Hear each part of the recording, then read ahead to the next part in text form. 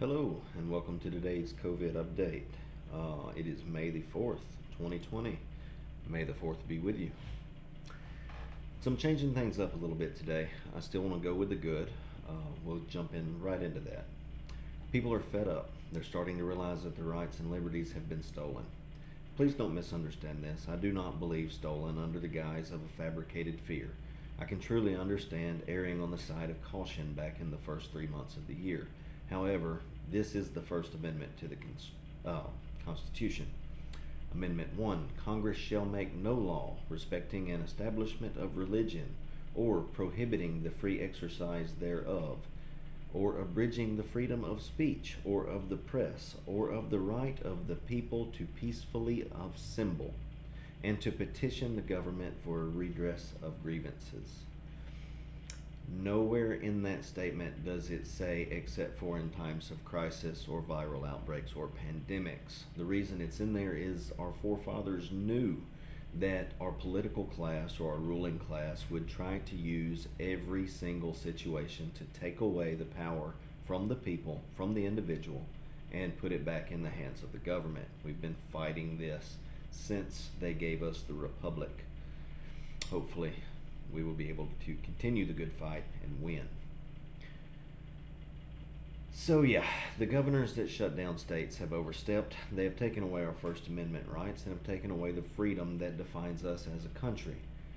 Many governors and states have started opening back up. I like to think it is in part to the voice of the public and the outcries of the many protests over the last few weeks. We truly can make a difference when united. Sadly, there are some that still hold these totalitarian rules over the heads of their constituents. The governors that are mainly Democrats and well-known members of the DNC establishment, it is truly sad that they cannot let anything go without squeezing every drop of political nectar it may hold. Please keep a skeptical mind, see the reasons and motives behind their actions, and maybe, just maybe, we can get them out of office someday. So this is where I want to change up a little bit. I want to go off track. I want to talk about the good, a lot of things coming out. I also wanted to remind people that the goal of all of this was never to eliminate the virus. Do you remember Flatten the Curve? A lot of people talked about flattening the curve. So let's check this out. I've got 2 lines, right? That's an excess. This is number of cases the hospitals can handle, right? This is time, right?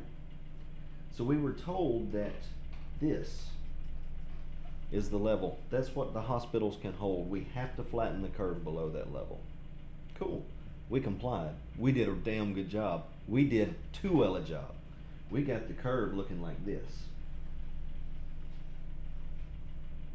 right?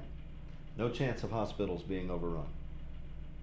Many of the temporary hospitals thrown together across the country to help out with the overflow have shut down, never being used, because we did this. We did good, right? Maybe not. By keeping this much lower than this, we've extended this. This is bad. The longer this goes, the worse it is. The other thing we've done is prevented healthy people from developing antibodies.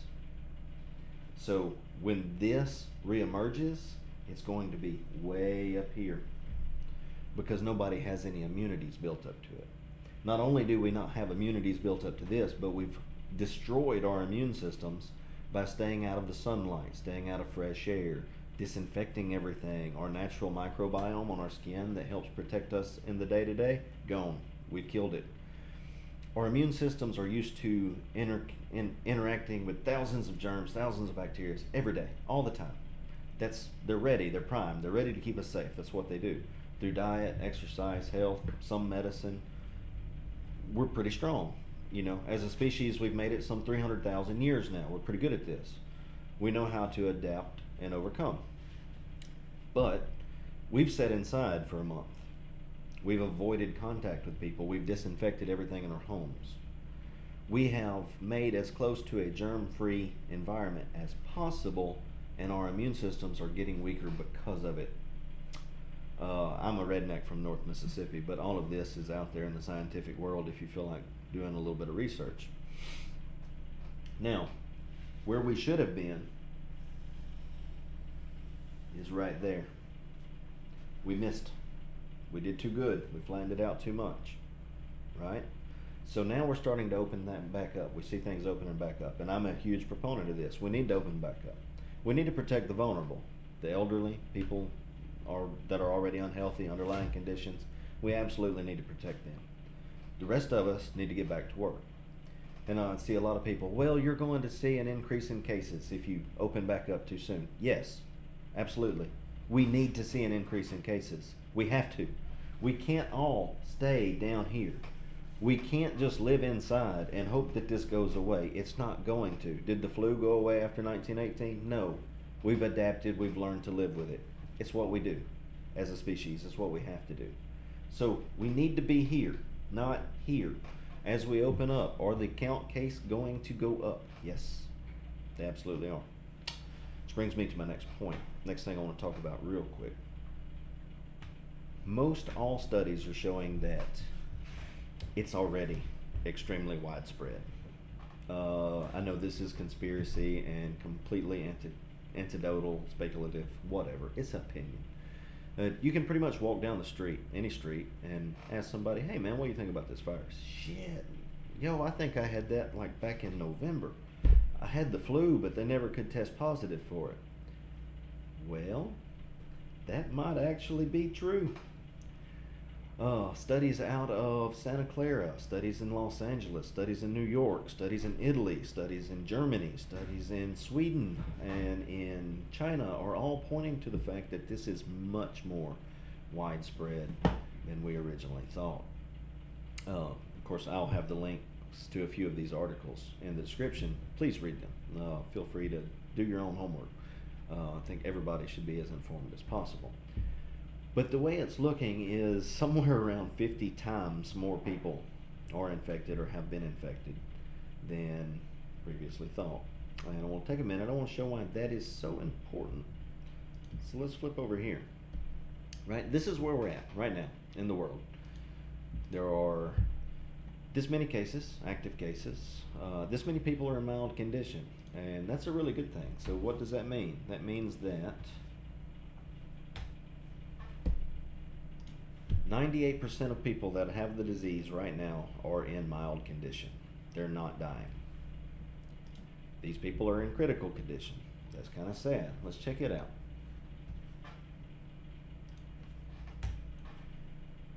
%. That means that 2% of the people that are currently have an active case of COVID-19, best that we know of, are in critical condition. That's not very bad. That's, flu-like. The fact that 98% of people that have it are in mild condition is telling to me I'm personally not scared of this virus at all. I'd like to go ahead and catch it and get it over with so that we can all move on. All right, this is closed cases throughout the world, recovered, and death. All right, so to figure out a mortality rate, a basic mortality rate, which is not super accurate, but you take death and you divide it by closed cases added to active cases, right? Because that's total cases. That puts you at a 6.92% mortality rate. That's bad. That's some scary shit. That's some big numbers. Now the problem is if you take New York, that says at least 10 times more people have had it than tested, and Santa Clara, which says 50 to 85, but let's go with 50, just so that we're using their low numbers. I don't want their high number for sure. And Los Angeles County says 50 times. All right, that averages out to 38.33. So let's do that. Let's work off some averages. So if we take this number, right, and we multiply it by 38.33 times, it increases to that, right?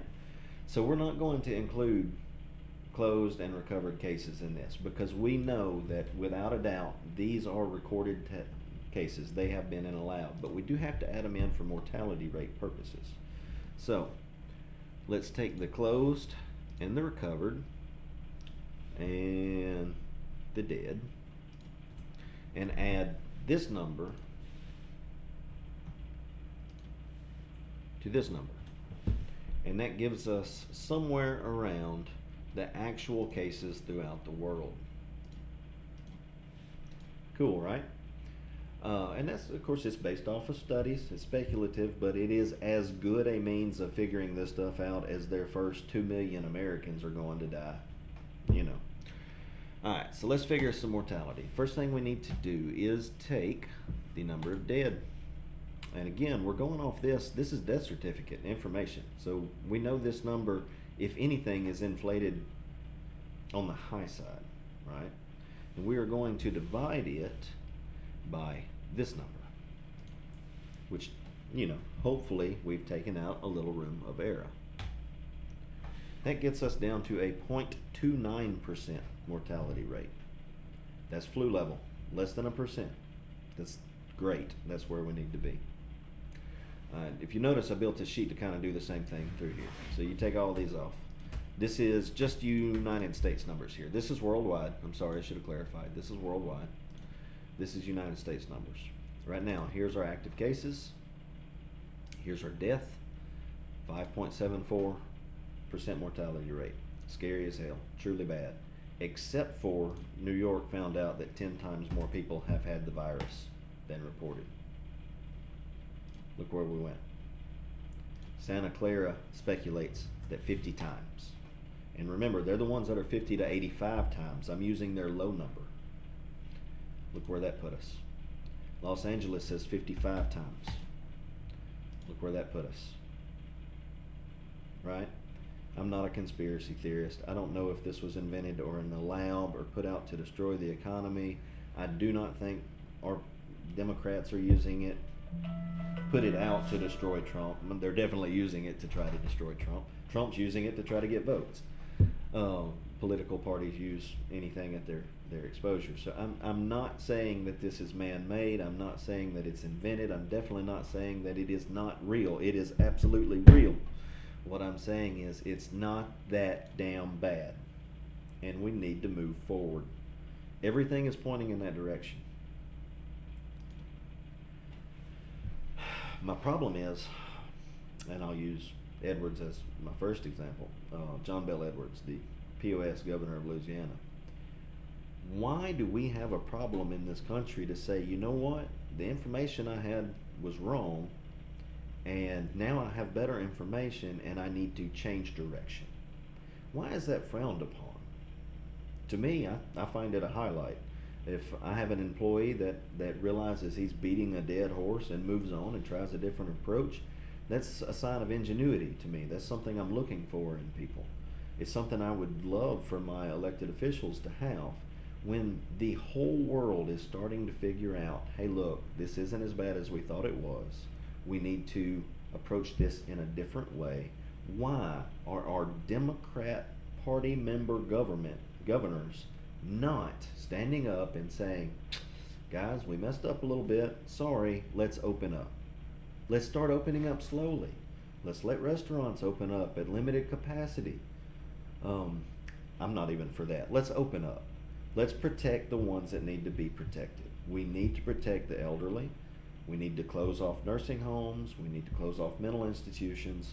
We need to protect those that have underlying conditions and those that are already not healthy.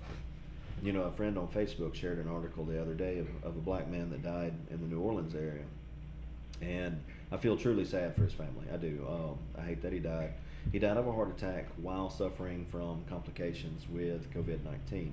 Now, his mother or aunt had it. He drove her to the hospital. They tested her. She's recovered. She's fine. He didn't make it. He died of it. Now, he was extremely overweight, obese, and a diabetic. And one of the quotes in the article, it's an Advocate article, was by his mother saying, oh, well, he was just always so healthy and full of life. We can't imagine this happened. If we culturally believe that being obese and having diabetes is healthy, then we need to change culturally, not in a response to a virus. We need to understand that being overweight and having type 2 adult onset diabetes and having all of the inflammation that goes along with a poor diet and a lack of exercise is not healthy, and it's killing us. That's a whole nother tangent I could spend hours on. The fact is, if you are healthy and under 60, this virus is overcomable. You can beat it. The more of us that go ahead and beat it and get it out of the way, the less chance of a massive spike in the fall. Right? That's how this works. So, take that graph, that flattening the curve. Say this line plays out for a year, right? So you've got a spring, fall, spring, fall. Right now, if we continue to hold this curve down here, our fall is going to look like this, right? Sorry. So, preventing antibodies, we all get sick in the fall. It has to run its course. We can protect the ones that need to be protected while letting the majority of the country go ahead and get used to this. Go ahead and get our bodies able to fight it off. That's not complicated. It's not something I've invented. It's the way our immune systems work. And there's a lot of doctors out there that feel this exact same way, but they're not given any airtime because they're not falling in line with the media's narrative that has turned this into just a political upheaval. Like, it's odd. Anyway, thanks for listening. Keep voicing your opinions. I'm so proud to see people are getting over the social media shaming because they're not falling in step, and starting to understand that no, it's not your fault if someone dies of COVID-19. But it is your fault if you sit back and allow your friend's business to go under because nobody was there to stand up for them.